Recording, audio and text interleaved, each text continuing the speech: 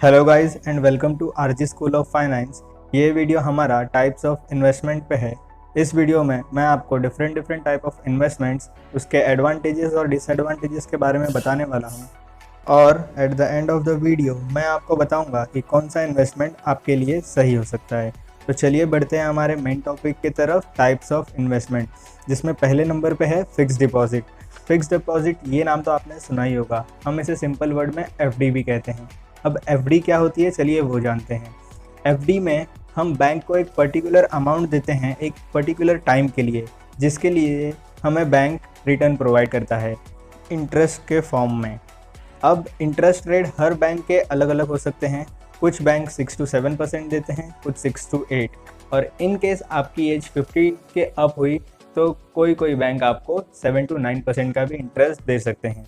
अब चलिए जानते हैं एफडी के एडवांटेजेस और डिसएडवांटेजेस क्या है। एफडी किसी भी इंडाइसेस को फॉलो नहीं करता, ये इसका एक एडवांटेज है। इसका मतलब क्या होता है? इसका मतलब ये कि ये किसी मार्केट इंडेक्सेस पे नहीं चलता है। अगर आपसे पैसे लेते वक्त बैंक ने आपको 6% रिटर्न देने का वादा किया है तो इंडाइसेस अप डाउन हो, मार्केट अप डाउन हो, उससे कुछ फर्क नहीं पड़ेगा। एनुअली बैंक आपको 6% रिटर्न देगा ही देगा। ये तो था एफडी का एडवांटेज कि फिक्स रिटर्न मिलेगा। बट इसके डिसएडवांटेज क्या हैं, चलिए वो देखते हैं।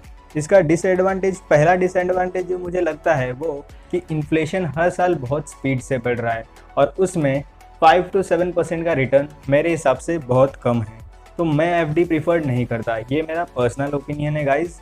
इसका दूसरा जो ड्रॉबैक है वो ये है कि अगर सपोज आपने एफडी 5 साल की कराई है और आपने 3 साल में ही उसको विड्रॉ करने का सोचा, तो ये बहुत सारे चार्जेस लगा देता है, जैसे कि stamp duty charges, redeem before maturity charges वगैरह वगैरह, बहुत से अलग अलग चार्जेस होते हैं, जिससे आपका रिटर्न और भी कम हो जाता है। गाइस, मेरे हिसाब से आज के डेट में फिक्स डिपॉजिट में पैसे रखना एक घाटे का सौदा है। चलिए बढ़ते हैं हमारे दूसरे इन्वेस्टमेंट टाइप की तरफ, जो सिमिलर टू एफडी ही है, बट इसमें आप मंथली थोड़ा थोड़ा करके इन्वेस्ट कर सकते हैं। ये है रिकरिंग डिपॉजिट, जिसे हम आरडी कहते हैं। इसके एडवांटेजेस और डिसएडवांटेजेस सेम एफडी के जैसे ही हैं, बट एफडी में आपको एक पर्टिकुलर बड़ा अमाउंट रखना पड़ता है और इसमें आप छोटे छोटे अमाउंट हर महीने इन्वेस्ट कर सकते हैं। बस यही फ़र्क है एफडी और आरडी में। हमारा जो नेक्स्ट टाइप का इन्वेस्टमेंट है वो है बॉन्ड्स। गाइस, बॉन्ड्स को लेके बहुत लोगों को बहुत कन्फ्यूजन होती है कि बॉन्ड्स होते क्या हैं, बॉन्ड्स खरीदने कैसे हैं वगैरह वगैरह। तो इन सिंपल वे में आपको बताता हूँ मैं। बॉन्ड्स डिफरेंट कंपनी इश्यूज़ करती हैं फंड रेज करने के लिए। आपने किसी का कंपनी का बॉन्ड अगर लिया है तो इट मीन्स आपने उस कंपनी को उतने पैसे लोन दिए हैं जिस पे वो कंपनी हर साल आपको इंटरेस्ट पे करेगी। अलग अलग कंपनी के bonds different rate of interest provide करते हैं। जैसी कंपनी होगी वैसा रेट ऑफ इंटरेस्ट प्रोवाइड होगा। तो डिफरेंट कंपनी डिफरेंट इंटरेस्ट पे करती है। बॉन्ड्स के एडवांटेजेस ये हैं कि ये एफडी और आरडी से बेटर रिटर्न्स देते हैं। मींस एफडी और एफडी से इनके रिटर्न्स हाई होते हैं। वहीं बॉन्ड का यही डिसएडवांटेज है कि उसमें एक फिक्स रिटर्न नहीं मिल सकता। इस साल आपको 15% मिला है तो अगले साल भी 15% ही मिलेगा। वो टाइम टू टाइम चेंज होता रहता है। चलिए बढ़ते हैं हमारे नेक्स्ट टाइप ऑफ इन्वेस्टमेंट की तरफ, जो है म्यूचुअल फंड। अब म्यूचुअल फंड क्या होता है? म्यूचुअल फंड कुछ नहीं, एक एएमसी होता है। एएमसी मतलब असेट मैनेजमेंट कंपनी। ये कंपनी क्या करती है, लोगों से पैसे लेती है, उसे मार्केट, बॉन्ड्स, डिबेंचर में इन्वेस्ट करती है, वहाँ से रिटर्न्स निकालती है और कुछ हिस्सा खुद रख के बाकी रिटर्न्स आपको प्रोवाइड करती है। म्यूचुअल फंड में इन्वेस्ट करने के दो रास्ते हैं, एक है एसआईपी और दूसरा है वन टाइम।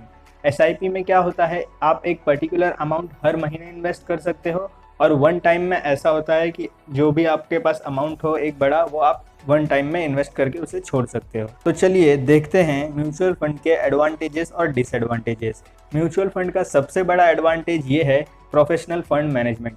एक प्रोफेशनल आपके फंड्स को मैनेज कर रहा है, जिसको मार्केट की पूरी नॉलेज है। तो जिस किसी के पास भी मार्केट की नॉलेज ना हो पर उसे एक अच्छी इन्वेस्टमेंट करनी हो, तो उसके लिए तो म्यूचुअल फंड सही है। मैं पर्सनली म्यूचुअल फंड प्रीफर करता हूँ। गाइस, इसका एक और एडवांटेज ये है कि ये आपको हाई रिटर्न्स प्रोवाइड करता है, बट जितना हाई रिटर्न्स के पीछे आप जाओगे उतना आपको रिस्क भी लेना पड़ेगा। आइए देखते हैं इसके डिसएडवांटेजेस क्या हो सकते हैं। डिसएडवांटेज ये है कि mutual funds are subject to market risk. Mutual fund आपको एश्योरिटी नहीं देता कि हम फिक्स रिटर्न देंगे। ये कम, ज़्यादा या बहुत ज़्यादा भी रिटर्न दे सकता है, बट एक फिक्स रिटर्न की गारंटी नहीं देता है, क्योंकि ये मार्केट इंडाइसेस पे डिपेंड करता है।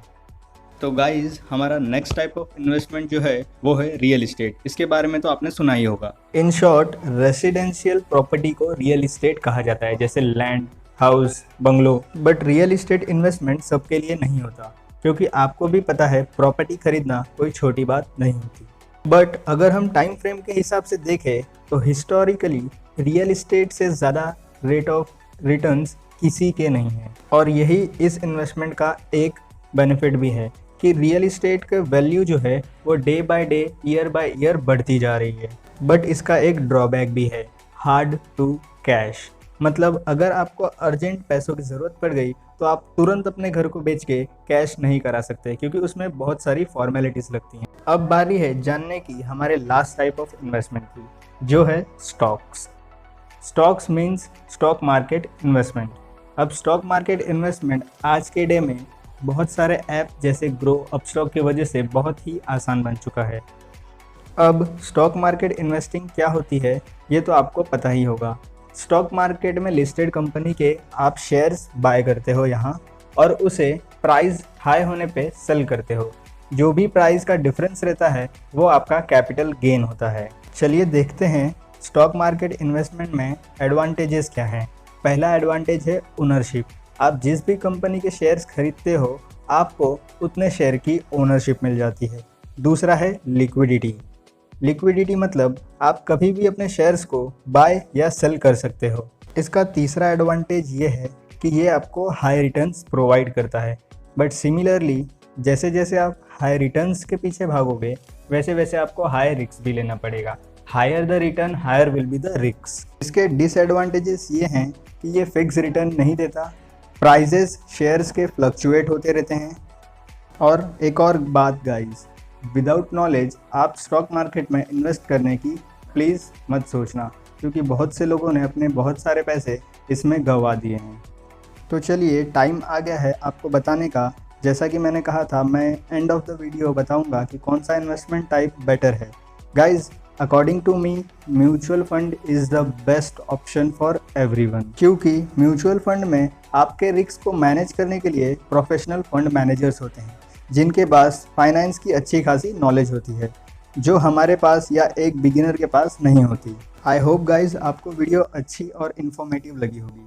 गाइज, फाइनेंशियल लिटरेसी पे और भी ऐसे वीडियोस देखने के लिए आरजी स्कूल ऑफ फाइनेंस को सब्सक्राइब कीजिए, और अगर आपको वीडियो सच में इन्फॉर्मेटिव लगी तो इसे शेयर कीजिए।